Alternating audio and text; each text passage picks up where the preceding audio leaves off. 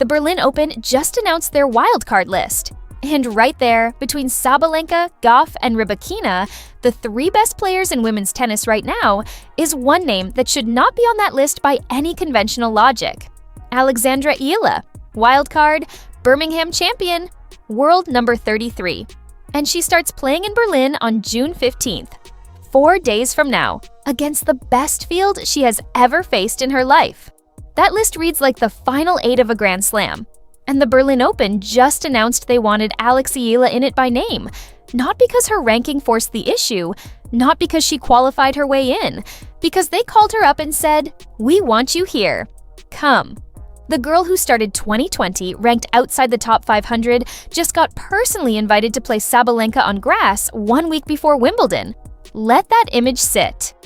Okay, I need to tell you about this properly because I think people are going to sleep on how big this is. So let me paint the full picture. From the loss yesterday, to the wildcard today, to what Berlin actually means for the most important month of Alex Eala's career, it's June 11th. Alex Eala lost at Queen's Club yesterday.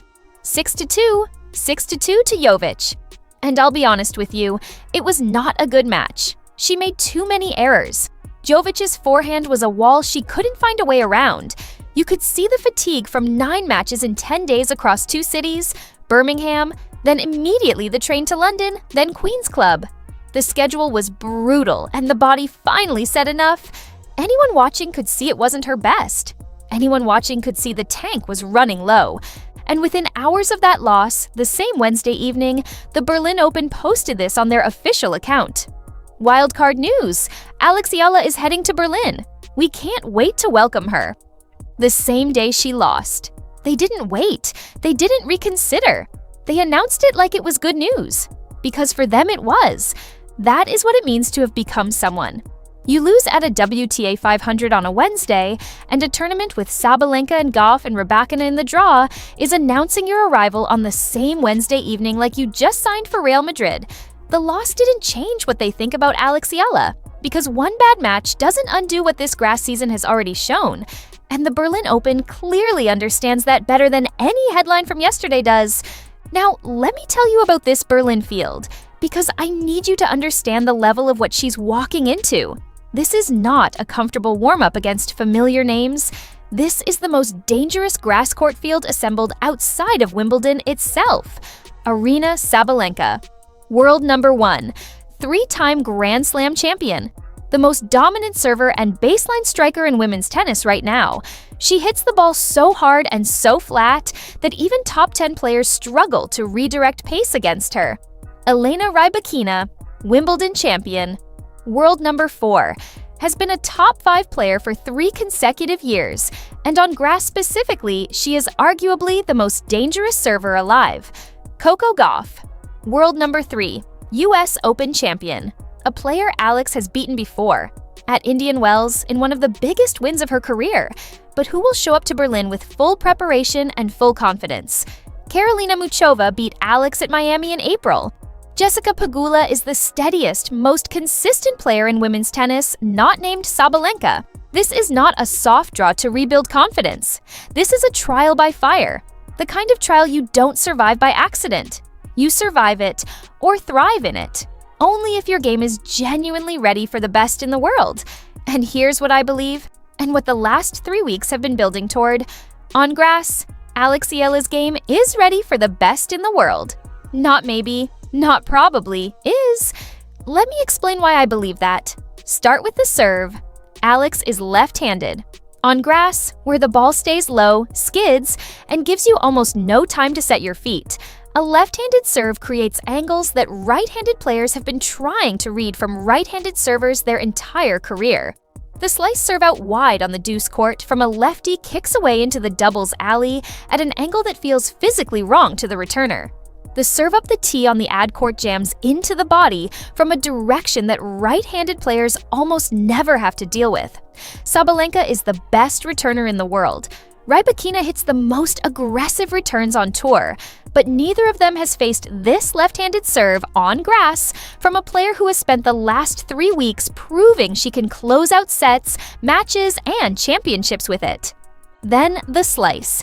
Alex has one of the cleanest slice backhands on the WTA Tour, and on grass, it's a completely different shot than it is anywhere else. On clay, it floats and sits up and gets punished. On grass, it skids through the court, stays low, and forces opponents to dig it up from ankle height. Against Sabalenka, who wants to meet everything at hip height and drive through the ball, a perfectly placed slice forces her to do the one thing she doesn't want to do: improvise. And when Sabalenka has to improvise, errors follow. And the early ball striking.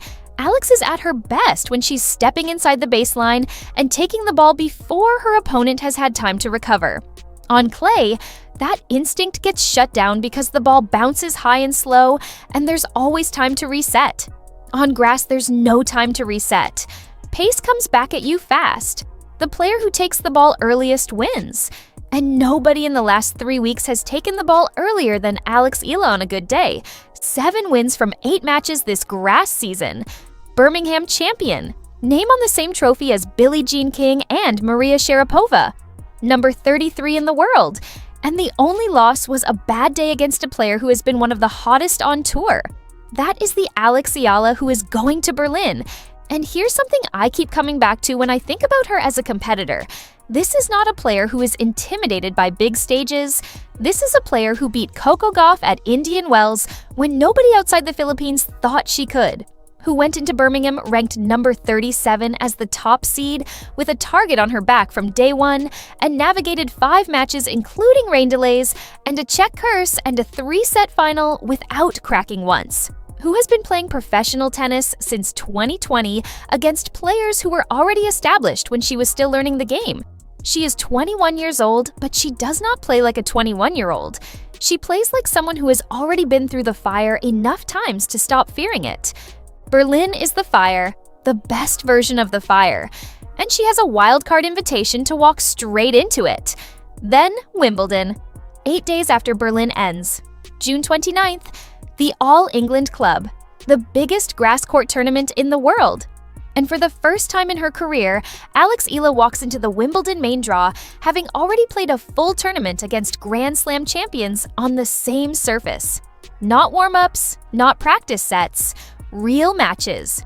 Against Sabalenka or Gauff or Rybakina level competition, with ranking points on the line and a crowd watching. That match experience is what separates players who go deep at Wimbledon from players who arrive full of promise and exit in round 2. The ranking picture matters too. She's at number 33 right now. Win 2 matches in Berlin, beat 1 ranked opponent, and reach the quarterfinal. And those ranking points push her into the top 25 or very close to it. A top 25 ranking going into Wimbledon means she could be seeded.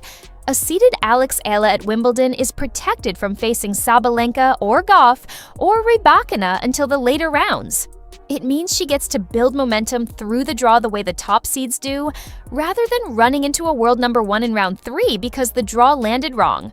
She said it after the Zhang win, standing on the court 1 press area at Queen's Club, still in her match kit. I felt right at home on grass.